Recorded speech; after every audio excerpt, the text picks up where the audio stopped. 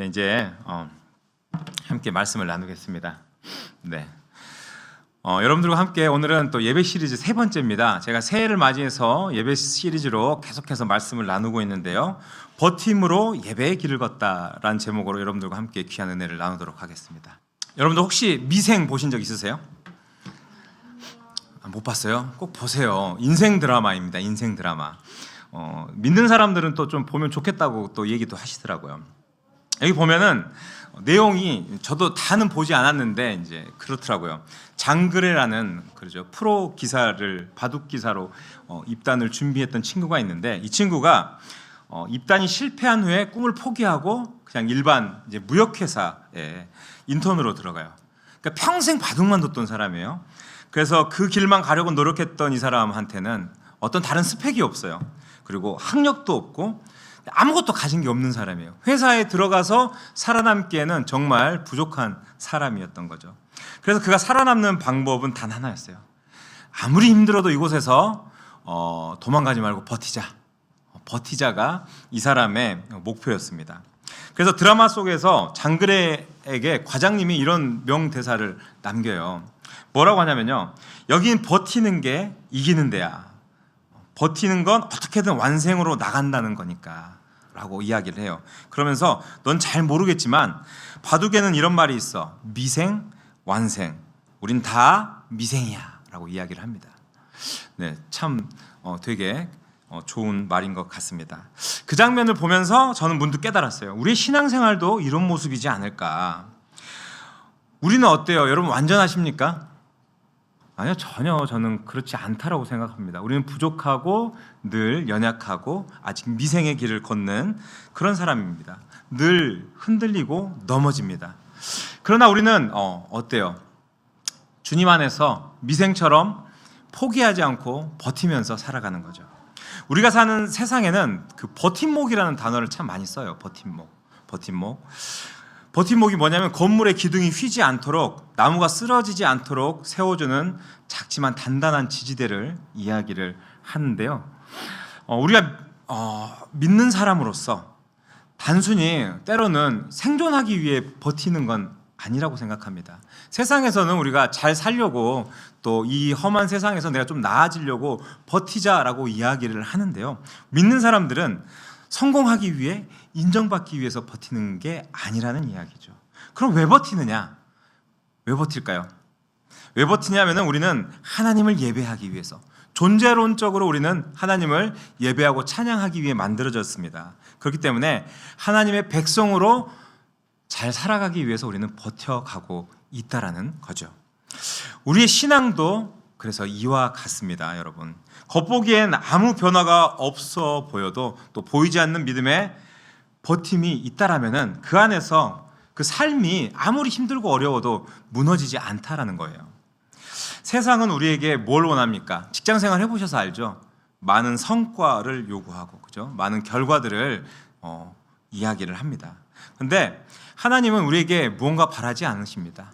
그냥 그 삶 안에서 잘 버텨내기를 원하시는 거죠. 그리고 그 삶이 무너지지 않기를, 주님으로 인해서 잘 견뎌낼 수 있기를 이야기하십니다.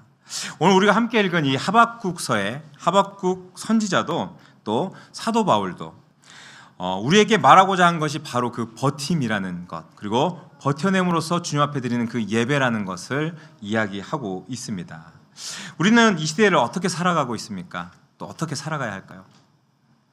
많은 고민들이 있을 텐데요. 무너지지 않고 버티면서 또 예배하는 하나님으로, 백성으로 살아가야 하겠죠.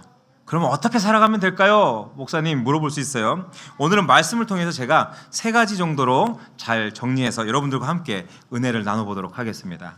첫 번째는요, 우리는 우리의 정체성을 분명히 기억해야 한다는 겁니다. 한번 읽어볼까요? 시작. 네, 맞습니다.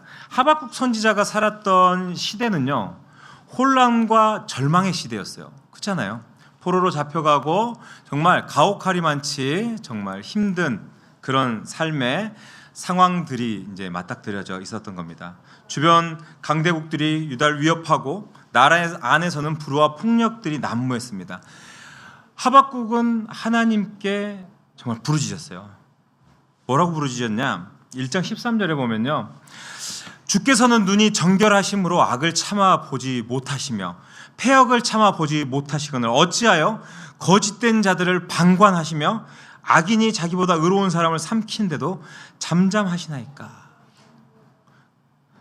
그 답답한 한탄이 들어가 있지 않습니까? 정말 이 하박국 선지자가 표현하는 것은 하나님께서 이스라엘 백성들을 정말 버리셨다, 그죠? 유기해 버렸다. 정말 우리를 돌아보지 않는다. 벌레처럼 여긴다. 얼마나 답답하면 이렇게 부르짖고 있겠습니까? 그런데 이처럼 절망적인 시대 한가운데에서도 하나님은 당신의 백성들에게 이렇게 말씀하세요. 자, 2장 3절의 말씀입니다. 같이 읽어볼까요? 시작.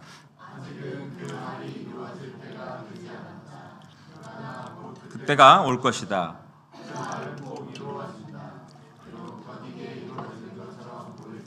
참고 기다려라. 그 일은 이루어진다. 미루어지지 않는다. 아멘. 네. 하나님께서는 회복의 그때가 올 텐데 그날을 참고 기다리라고 말씀하고 계세요. 그죠? 그리고 그날이 오지 않을 것처럼 더디고 고통스럽더라도 반드시 내가 이룰 거다. 그러니까 기다려라 라고 말씀을 하세요. 여러분, 우리가 기억해야 되는 것은 주님은 우리를 버리지는 않으세요. 그죠? 버리지 않습니다. 버림받은 것처럼 느껴질 때가 있지만 버리지 않으세요. 우리를 주님의 백성으로 삼으시고 또 주님 나라의 거룩한 백성, 왕같은 제사장으로 삼으셨다고 우리 베드로전서 2장 9절에 보면 그렇게 말씀하시는 것을 우리가 볼 수가 있어요. 왕같은 제사장, 이게 무슨 뜻일까요, 여러분? 왕같은 제사장. 우리가 이 세상에서 권세를 믿는 사람으로서 높은 위치에 올라가서 막 휘두르고 살으라고 왕같은 제사장이라고 말씀하셨을까요? 아닙니다. 이것은 우리가 이 땅에서 그리스도처럼 종의 자리에 서서 세상을 섬기고 또 하나님을 드러내는 일을 맡은 존재라는 그런 이야기입니다. 그래서 우리는 왕의 신분을 가졌지만 종처럼 섬기는 그런 사람으로 살아가야 하는 거죠. 그리고 이 땅 가운데 살아가는데 종처럼 섬기면 어때요? 종처럼 실은 살기 싫죠. 종처럼 섬기면 사람들이 무시합니다. 호구로 보죠, 그죠? 자꾸 일 더 많이 시키고, 그죠? 막 불의한 것들 요구하고, 종이 되면 안 된다라고 생각하고 나는 손해 본다라고 생각하기 때문에 종으로 산다라는 것 정말 어려운 것입니다. 근데 우리 예수님도 그렇게 사람들에게 무시당하고 고초당하면서 살았다라는 것을 기억하셔야 합니다. 그렇죠? 종으로 사셨습니다. 이 땅에 종의 모습으로 오셔서 우리를 구원하기 위해 많은 고초들을 당했어요. 당하지 않아야 될 일들을 당하면서 그러면서도 끝까지 사랑하는 그 모습을 우리에게 보여주셨어요. 근데 우리 어떻습니까? 교회 열심히 다니고 짬밥이 엄청 오래된 장로님들도 사회에서 누가 한마디 하면은 싸우는 거 볼 때가 있어요. 목사님들도 마찬가지예요. 축구하다 싸웁니다. 목사님들 제일 많이 싸울 때가 축구하다가 목회자 축구대회 했는데 멱살 잡아요. 사랑하라 그랬는데 그게 뭐 사소한 거예요. 목숨 겁니다. 사람이 그래요. 그렇게 연약한 존재입니다. 네, 여러분, 그렇기 때문에 우리가 드리는 예배는요, 어떤 시간이냐면요, 단순한 위로의 시간이 아닙니다. 그럼 무엇이냐? 그 주님을 예배하는 그 시간은 날마다 세상의 시선과 또 세상의 무자비한 취급으로부터 우리가 흔들릴 수 있잖아요. 내가 예수 믿는데 이렇게 고난을 당해야 돼. 예수 믿는데 이렇게 흔들려야 돼. 내가 예수 믿으니까 참으니까 이렇게 어려움 당하는데 정말 이게 정말 내가 믿어야 되나라고 그렇게 흔들릴 때마다 우리의 정체성을 이 예배를 통해서 재정비해야 한다는 겁니다. 이해가 가십니까? 예배를 통해서 나는 누구인가? 하나님께서 나에게 베푸신 그 귀한 은혜가 무엇인가 다시 한번 기억해야 한다는 것이. 그러면서 나는 무엇을 위해 살아가야 하는가? 이것을 다시금 묵상하고 깨닫고 기억하는 것이 이 예배 시간이라는 거죠. 우리는 현재를 살아가면서 가정의 기둥으로 때로는 사회의 중심에서 맡겨진 직책 안에서 정말 무거운 책임을 지고 살아갈 때가 많아요. 그죠? 회사에 가면은 뭐 부장님, 사장님, 그죠? 그리고 내가 가진 사업체를 이끌고 있는 또 오너로서, 그죠? 가정에서는 내 가족들을 책임져야 하는 가장으로서 늘 무거운 것들을 내 어깨에 짊어지고 살아가는 게 우리의 모습입니다. 아침에 눈 뜨면은 가족들을 위해서 저녁까지 일터에서 책임을 감당하고 또 밤이 되면은 어때요? 또 내일을 걱정하면서 잠드는 게 우리의 모습이지 않습니까? 어떤 날은 이런 생각도 듭니다. 야, 내가 도대체 뭘 위해 사나, 그죠? 특히 이제 자녀들 육아하고 살면은 벌써 이제 제가 아는 목사님이 쌍둥이를 엊그제 낳았는데 그 사모님이 이렇게 인스타그램에 나는 아이들의 우유를 생산하는 존재가 돼버렸다 이렇게 썼어요. 내가 보고 너무 힘든가 보다 가슴 아프더라고요. 그렇잖아요. 육아를 하면은 정말 그런 마음을 갖게 되고 내가 너무나 혼란스럽고 또 밖에 나가서 돈을 벌고 또 사업을 하다 보면은 어려움이 겪으면 어때요?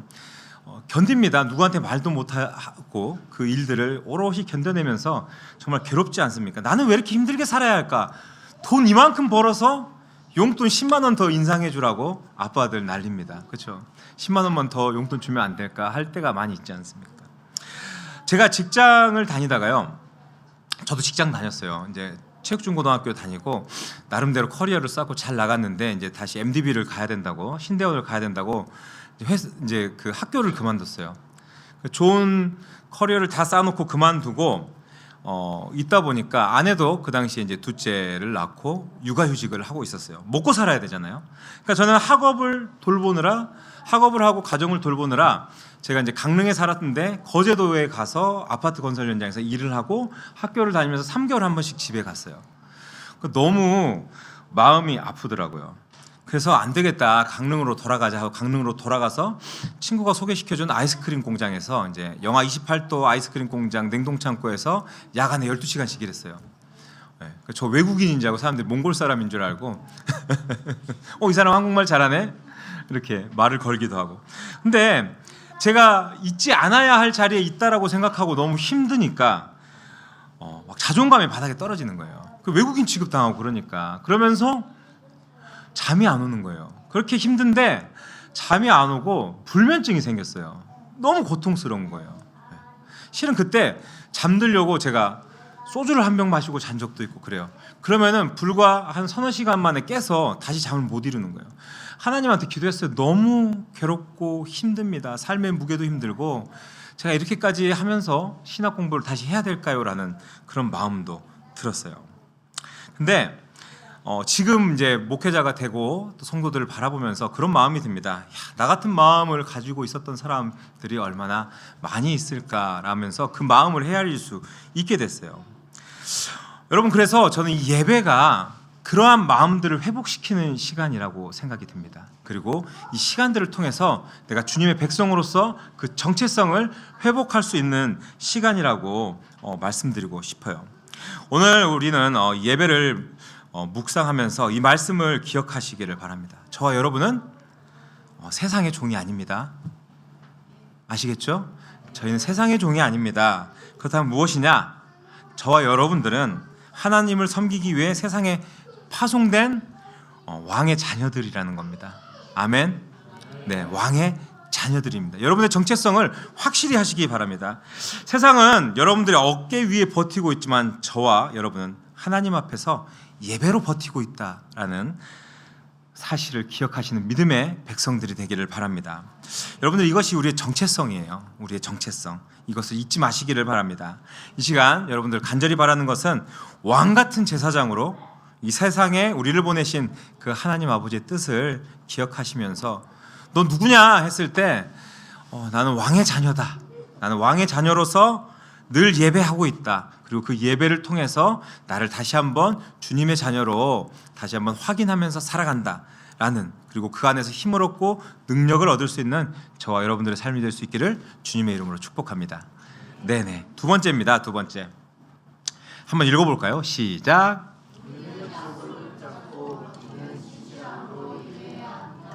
네. 우리 2장 1절의 말씀 한번 같이 읽어보겠습니다. 시작. 성루에 서리라. 그가 내게 무엇이라 말씀하실는지 기다리고 바라보며 나의 질문에 대하여 어떻게 대답하실는지 보리라. 아멘. 네. 하박국은 지금 1장에서 하나님께 질문을 던졌어요. 그리고 그 응답을 기다리고 있습니다. 그런데 하박국은 어떤 모양으로 기다리고 있는지 여기서 묘사되고 있는데요. 어떻습니까? 누워서 편하게 기다리고 있는 것 같습니까? 저기 응접실 소파에 이렇게 기대고 앉아서 하나님 말씀 기다리고 있을까요? 아니죠. 파수하는 곳에 서며 기다린다고 이야기를 하고 있어요. 이게 무슨 의미일까요? 무슨 의미일까요? 이게 무슨 의미냐면요. 나는 하나님이 말씀하실 때까지 정말 이 자리를 떠나지 않겠습니다. 저는 물러서지 않겠습니다. 굳은 결단의 의지를 보여주고 있는 모습이에요. 그래서 하박국 2장 4절을 보면은 너무나 익숙한 말씀 한마디를 보여줍니다. 우리 같이 한번 읽어보겠습니다. 시작. 보라, 그의 마음은 교만하며 그 속에서 정직하지 못하나 의인은 그의 믿음으로 말미암아 살리라. 아멘. 네. 의인은 믿음으로 말미암아 살리라. 의인은 믿음으로 말미암아 살리라. 여러분, 여기서 믿음이 무엇 같아요? 믿음. 그냥 머리로 하나님이 살아계시다, 하나님이 우리와 함께 계시다 이렇게 이야기하는 그게 믿음입니까? 그냥 우리의 입술로 하는 그게 믿음일까요? 우리가 이렇게 찬양하고 기도해요. 그러다가 어떤 감정이 약간 움찔하면 들면서, 그죠? 약간 뜨거워지면서 약간 어떤 확신이 싹 올라와요. 이게 믿음일까요? 뭐 믿음이라고 할 수도 있고, 나 주님 만난 것 같은데 마음이 조금 약간 좀 울컥했는데 옆에서 우니까 같이 눈물도 나오고, 내가 믿음일까요? 열심히 기도했는데 아니에요, 여러분. 그럼 뭐냐? 여기서 말하는 믿음은 하나님이 약속하신 그 때를 기다리는 그 버팀의 신실함을 이야기하는 거예요. 우리가 여러분들 잘 버틴다고 생각을 해요. 주님 안에서 믿음 좋다고 생각해요. 우리 삶에 아무런 어려움이 없을 때는 괜찮아요. 믿음 좋아 보입니다. 근데 정말 하나만 탁 건드려서 넘어뜨려도 정말 흔들립니다. 목사인 저도 흔들립니다. 제가 이제 인스타그램에 이렇게 올려놓으니까 이 교회도 괜찮고 다 좋아 보이나 봐요. 그래서 큰 성전에 개척을 너무 잘 하셨네 막 그러면서, 저 이제 이거 할 때 모르는 분들은 사진 찍어서 기도해 주라고 올렸더니, 조영관이 황제 개척하더라, 또 돈이 많아서. 그래서 저희 아내랑 아는데 사임하는 2024년 12월에 사임하면서까지도 후원자가 한 명도 없었습니다. 후원 카드를 400장을 찍어서 한 1000명 되는 성도들이 있는 교회 다녔으니까 이걸 좀 돌리면은 내가 좀 나아지지 않을까 하고 했는데, 아내한테 사임하는 날 그거 돌리지 마. 하나님 마음을 주셨어요. 돌리지 마. 그리고 그냥 왔어요. 그리고 나서 1월을 맞이했는데 월세를 내야 되잖아요. 월세 꽤 나옵니다. 이거 얻으니까 저희 전도사님인 저희 어머니부터 그전 담임 목사님, 나를 아는 모든 목사님들이 너 월세 어떻게 할래 그러더라고요. 월세 너무 비싸, 왜 거기다 얻었어를 하는 거예요. 그죠? 저도 답답하죠. 근데 하나님께서 주신 그 응답으로 버텼는데, 실은 그 과정 안에서 대금을 치러야 하고 그 상황 중에 가지고 있는 돈이 다 떨어지고, 계약금을 주고 이 돈을 채우지 못하면은 이제 계약이 이제 날아가게 되고 계약금도 날아가게 되는 그 상황이 한 3일 정도 있는 텀 안에 재정들이 채워져야 되는데, 이제 마음이 너무 힘들어지더라고요. 정말 힘들어지더라고요. 나 목사 됐다고 좀 믿음 좋아진 줄 알았는데 너 아직 멀었구나. 그 마음이 순식간에 몰려들었습니다. 마찬가지예요. 하나님 저한테 약속을 하셨거든요. 근데 그 때를 기다리는 그 며칠을 못 버티고, 그죠? 흔들리는 제 모습을 봤어요. 저도 이렇게 연약한 사람입니다. 여러분들 뭐 마찬가지겠죠. 똑같습니다. 근데 믿음이란 거는 하나님이 약속하신 때를 버티는 그 버팀의 신실함을 이야기한다는 거예요. 이해가 되십니까? 그러니까 우리의 상황이 아무리 어둡고 아무리 시간이 오래 걸리고 그렇게 어렵더라도 우리를 향한 그 하나님의 신실하심, 그 한 가지 사실을 붙들고 믿음으로 그 자리를 묵묵히 지키는 것, 그것이 정말 진정한 믿음이라는 것이죠. 그래서 오늘 로마서 12장의 본문에서도 바울 같은 맥락에서 이야기를 합니다. 한번 읽어보겠습니다. 시작. 그러므로 형제들아, 내가 하나님의 너희를 권하노니 너희 몸을 거룩한 이는 너희가 드릴 영적 예배니라. 뭐라고 하십니까? 너희 몸을 하나님이 기뻐하시는 거룩한 산 제물로 드리라. 산 제물로 드리라고 합니다. 산 제물. 이 산 제물이 뭘 말하는 걸까요? 그러니까 하나님께 번제로 제사 지낼 때 제단 위에 올려 태워지는 그 재물을 산 재물이라고 이야기를 하거든요. 잘 생각해 보십시오. 우리가 이제 드려야 하는 그 예배도 그렇다라는 거예요. 예배도 뭐냐면은 우리가 하나님께 무엇을 드려요? 이 예배 자리에 나와서 무엇을 산 제물로 여러분들 드리십니까? 우리는 우리의 시간, 그죠? 우리의 물질, 우리의 마음, 우리의 에너지, 우리의 정성과 사랑, 헌신, 수고 뭐 이런 것들을 다 예배를 통해서 주님 앞에 산 제물로 올려드립니다. 그렇잖아요. 네. 삶의 우선순위를 주님 앞에 두고 주님과 만나는 그 귀한 그 예배의 자리를 정말 귀하게 여기면서 그 안에 모든 것들 내어놓고 나옵니다. 그잖아요. 여기 멀리 오신 우리 저희 목사님 있어요. 2시간 걸려서 오세요. 저 2시간 걸려서 안 갈 것 같아요. 아무리 그렇잖아요. 2시간씩 걸려서 교회를 가는 거는 또 예배를 드리기 위해서 사모하는 마음으로 움직이는 거는 쉽지 않습니다. 대중교통 타고 가면서 그렇잖아요. 요즘은 온라인으로 예배 드려도 돼요. 그렇게 드려도 괜찮지만 그게 아니라는 거예요. 그냥 정말 내 마음 안에서 산 제사를 드리기 위해서, 산 제물로 올려드리기 위해서 주님 앞에 나오는 그 걸음들, 하나님께서 그게 참 귀하다고 이야기하신다라는 거죠. 근데 참 희한한 것은요, 또 그렇게 예배 드리잖아요. 근데 그렇게 예배를 드려 통해지는 그러한 것들이 어떨 때는 마치 태워져서 사라지는 것처럼 느껴질 때가 있어요. 그러니까 교회에서 열심히 수고하시는 분들이 있을 겁니다. 섬기고. 근데 나만 섬기고, 나만 수고하고, 나만 정말 작정해서 뭐 예물 다 올려드리고, 그죠? 11조 하고 뭐 많이 드려요, 주님 앞에. 그리고 찬양할 때도 그 메인 예배 제일 앞자리 싱어로 세워달라고 합니다. 그러면서 막 열심히 막 예배하고 찬양하고 사람들 보기에 정말 믿음 좋아 보이고 해요. 주목받는 것 같고. 근데 어떨 때는 그런 마음도 드는 거예요. 그렇게도 하고 또 화장실 청소도 나만 하고 누가 몰라줘요. 그러면은 어느 날 마음에 그런 마음이, 야, 나만 이 개고생을 하고 저것들은 편하게 앉아서 예배드리는데 나 그냥 이거 하지 말고 저 앞에 앉아서 예배드릴까? 이런 마음도 들 수 있다라는 거예요. 내가 왜 이렇게 힘들게 예배드리지? 나도 편하게 앉아서 찬양하면서 기도하면서 예배드리면 되는데 화장실 청소하고 밥하고 교회 청소하고 왜 이렇게 하지? 라는 막 불평들도 올라온다라는 거예요. 누가 봐도 알아주지 않을 것 같은, 내가 뭐 하려고 이러고 있나? 나의 모든 예배가요, 그 순간 다 휘발돼서 사라져버려요. 그냥 증발해버려요. 사라지는 거예요. 근데 여러분, 우리가 잊지 않아야 하는 게 있습니다. 뭐냐면은 우리가 하나님께 예배드리는 그 과정을 통해서 하나님께 향하는 이 번제단의 불이 꺼지지 않는다라는 것이에요. 그게 계속 활활 타면서 주님 앞에 그 향기가 하늘 보좌에 올라간다라는 거죠. 하나님께서 기뻐하시고 그 향을 흠양하신다라는 이야기예요.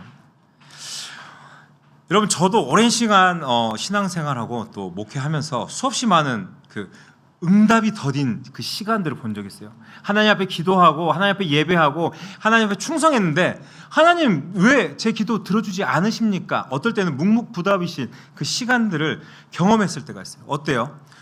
금식도 합니다. 그죠? 금식도 하고 산에 올라가서 기도도 하고 어디 기도원 찾아가기도 하고 정말 나의 상황들 정말 주님 앞에 막 간절히 아뢰는데 어때요? 그 상황들이 전혀 나아지지 않아요. 오히려 더 나빠질 때도 있어요. 응답이 이루어지지 않아요. 그럴 때는 막 저도 그래요. 야, 내가 무슨 목사라고 내가 기도해도 응답 안 해주는데 야, 이거 접어야 되는 거 아닌가. 나 같은 게 무슨 목회를 하냐. 진짜 그런 생각 들어요. 1년 동안 아무도 안 오고 우리 가족들끼리 예배 드릴 때 제가 지금 이 시간이 너무 신기하다니까요. 하나님 잠시 나를 좀 놓아 놓으셨나 보다. 몇 년이나 나를 놓아두시려나? 이런 생각이 들 때도 있어요. 다짐을 했습니다. 우리는 말 통하는 선교지에 아무도 없이 그냥 우리끼리 왔다라고 사역하자. 그리고 여기 못 버티면 이제 또 더 싼 월세가 있는 곳으로 옮기면 되고 또 하자, 평생 예배드리는 게 일이다라고 하지만 인간인지라 그 시간들이 몇 달만 돼도 우리 야, 어떻게 살지? 그런 생각이 드는 거예요. 그런데 그렇게 고통스러운 때가 예배자의 버팀이 필요하다라는 것을 알게 됐습니다. 네. 여러분, 우리의 마음은 급해도 하나님은 정확한 타이밍에 일하십니다. 아멘. 하나님은 늦는다고 생각하는데 정말 늦지 않으시고 또 정말 필요한 것들을 적재적소에 채워주시는 정말 정확하신 분입니다. 더도 안 주세요. 딱 필요한 만큼 딱 그때그때 채워주십니다.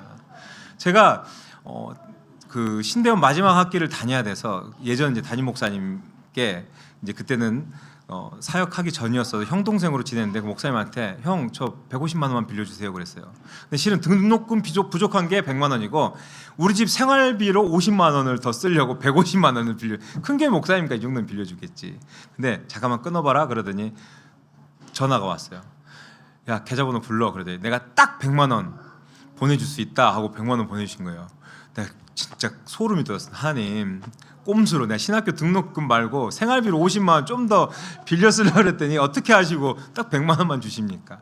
너무 정확하신 거예요. 너무 정확하신 거예요. 하나님은 그때도 알고 계시고 그죠? 우리의 필요도 정말 잘 알고 계셔서 정말 잘 맞춰서 그것들을 채워주신다는 거죠.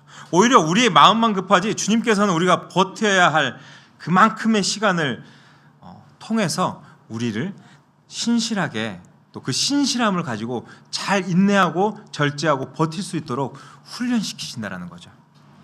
그래서 예배는 제가 떡으로 살지 않습니다. 주님의 말씀으로 살고 있습니다. 라고 고백하는 그런 실천의 시간입니다.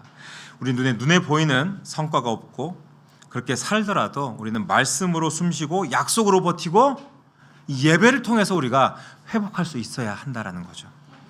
오늘 여러분 간절히 바라는 것은요, 우리의 인생에 하나님의 더딘 응답이 우리를 좀 답답하게 할 수도 있습니다.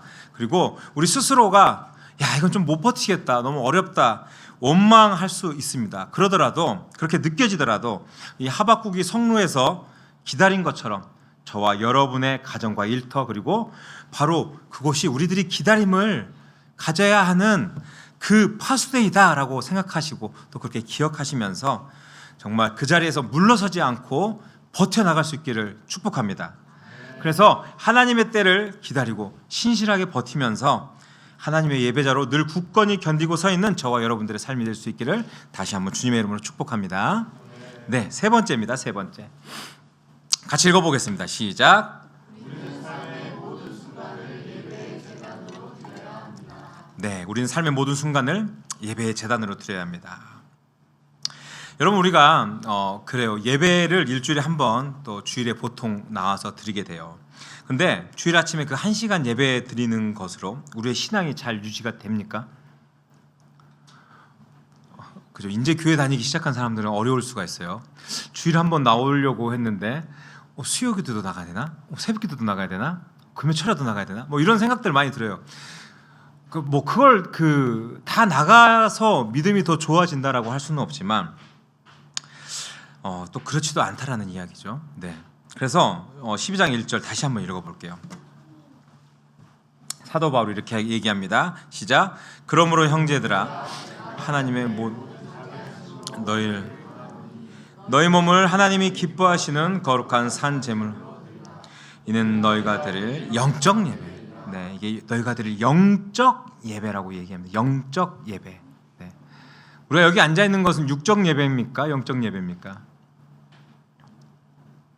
영육 둘 다 그죠? 네. 영적 예배 무슨 뜻이냐면요. 그러니까 삶 전체가 예배가 돼야 된다라는 거예요. 삶 전체가. 그냥 여기에 앉아 있어서 우리 저 큰아들처럼 저렇게 입신의 경지에 이르르면은 어떻게 됩니까? 귀하다고 합니다. 귀하다고 하지만 또 때로는 그잖아요. 여기에 어떤 장로님 제가 새롭게 와서 보니까 목사님 설교를 잘 듣는 척하면서 야 낚시하러 가서 이제 뭘 해야 되지 막 그런 생각을 한다 그래요. 그리고 막 재밌는 생각하고 설교는 하나도 안 듣고 다른 생각만 하고 예배 끝나고 나가면서 아유 목사님 은혜 많이 받았습니다 하고 나갔다고 그러시더라고요. 그러니까 앉아서 다른 생각하는 거예요. 계속. 네. 그냥 삶 전체가 실은 예배가 된다는 거예요. 어느 자리, 어느 순간, 어떤 모습으로 있더라도요. 로렌스 형제가 지은 하나님의 인재 연습이라는 책이 있어요. 너무 유명한 책입니다. 어떤 내용이냐면요, 평범한 평수사로 살면서 수도회를 평생 섬기면서 살아요. 근데 이분들이 뭐 전쟁터에도 갔다 오고 하다 보니까 이 두 형제가 거기서 부상도 있고 장애도 있게 돼요. 그러면서 그 평수사로 살면서 그냥 그 평생 그 수도원에서 허드렛 일 하면서 살아요. 이분들이 허드렛 일, 그냥 빨래하고 청소하고 그냥 그렇게 살아가면서 그 일상, 아무것도 아닌 그냥 그 수도회 안에서 그냥 그런 일상 안에서 하나님의 마음을 알아가는 거예요.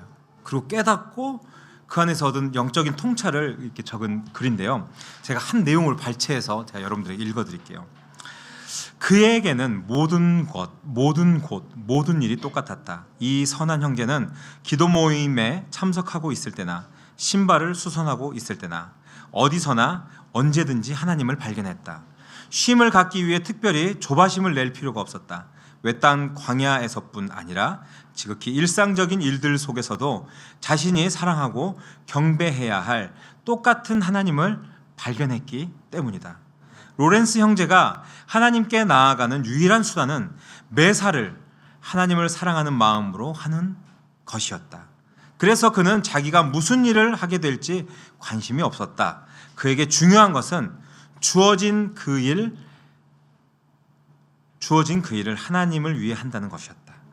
그가 중시한 것은 활동이 아니라 하나님이었다. 네.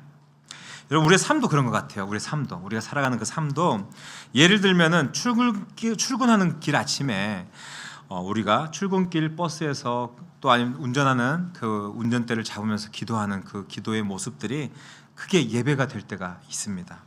우리가 일하는 일터에서 정직하게 또 성실하게 그리스도인답게 그렇게 일할 때 그것이 삶의 예배가 되는 거예요. 주님 앞에서 하듯이 그 일들을 해나갈 때, 내가 학생으로서 그렇게 성실하게 공부할 때 그 모든 것들이 주님 앞에 정말 예배자로 선다라는 것입니다. 때로는 가정에서 지친 몸으로 또 가족을 사랑으로 섬길 때 그런 것들도 전부 다 일상이지만 그것들이 예배가 된다라는 거죠. 우리가 누군가를 위해 기도할 때 그것도 예배가 되는 거예요, 여러분. 그래서 여러분, 어쩌면 우리가 살아있는 모든 순간이 하나님 앞에 드려진 예배고 또 그게 타오르는 예배의 향기라고 할 수 있는 것입니다. 세상의 풍랑 속에서 삶의 어려움 가운데서 우리가 나는 하나님의 예배자입니다 라고 그렇게 선포하며 나아가는 것이죠. 그렇게 또 나아갈 때에 우리의 가정과 직장과 또 우리가 살아가고 있는 삶의 모든 반경이 때로는 어때요? 메마른 섬 같기도 하고 또 황무지 같아서 정말 힘들어도 그 안에서 우리의 생명이 늘 예배자로 서 있을 때 회복이 된다라는 것입니다. 네, 사랑하는 여러분, 하박국서를 처음부터 끝까지 한번 다시 읽어보세요. 하박국은 불평으로 시작합니다. 하나님 왜 응답하지 않습니까? 왜 악인이 승리합니까? 그런데 어떻게 끝이 납니까? 하박국 3장 17절부터 19절 이 찬양으로 끝이 나요. 비록 무화과 나무가 무성하지 못하며 포도나무에 열매가 없으며 감람나무에 소출이 없으며 밭에 먹을 것이 없으며 우리의 양이 없으며 외양간에 소가 없을지라도 나는 여호와로 말미암아 즐거워하며 나의 구원의 하나님으로 말미암아 기뻐하리로다.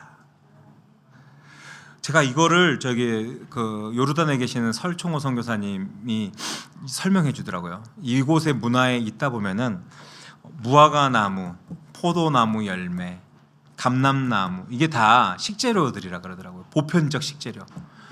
그러니까 한마디로 우리 집에 쌀독에 쌀이 한 톨도 없는 거예요. 김치도 없고 정말 먹을 게 아무것도 없어서 당장 아사하기 직전의 상황인 거예요. 그런데 그럼에도 나는 여호와로 말미암아 즐거워하며 나의 구원의 하나님으로 인해서 기뻐한다라고 고백할 수 있느냐는 거예요. 그렇게 하겠다라는 그 고백이 이 하박국으로부터 나왔다. 무엇이 달라졌어요? 상황이 좋아졌습니까? 너 배고파 죽겠으니까 내가 채워줄게 하고 뚝딱 하고 하나님이 채워주셨습니까?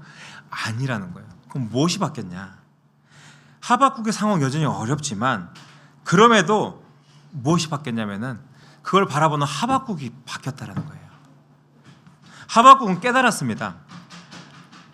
하나님이 우리의 기도대로 응답해 주시는 것보다 더 중요한 것이 하나님이 여전히 우리와 함께 하신다는 사실, 그 사실을 깨달았다라는 것이죠.